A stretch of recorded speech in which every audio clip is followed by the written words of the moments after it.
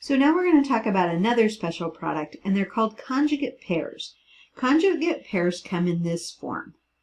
A plus B times A minus B. So, or you could have A minus B times A plus B. I usually put the plus one first, but it doesn't matter.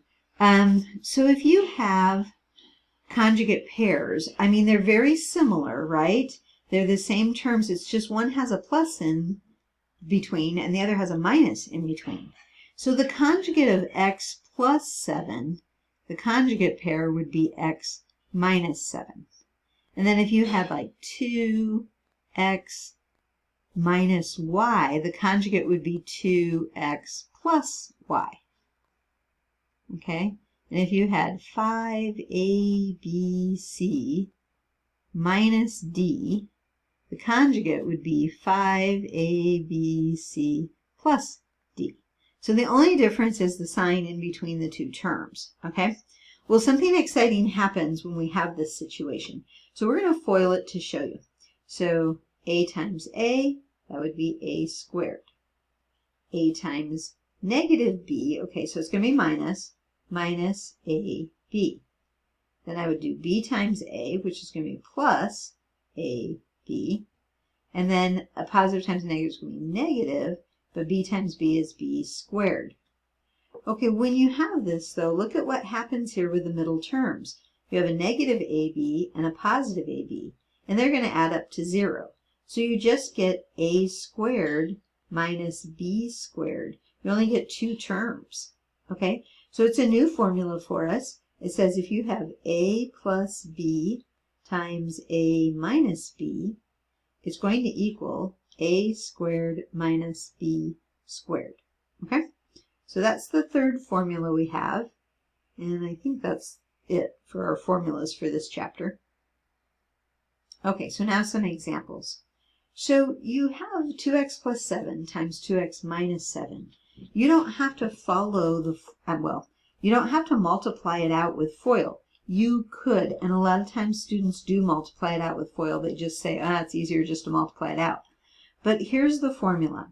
It says if you have a plus b times a minus b, then that's going to equal a squared minus b squared. So here I have, I'll put it in here so you can see it.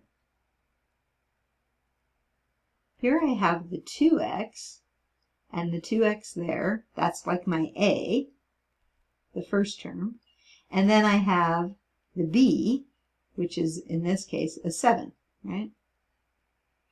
Okay, so it's going to equal whatever a is, I have to square it. Well, my a is 2x, and then it's going to be minus, it's always minus, by the way, whatever b is, and I'm going to square that.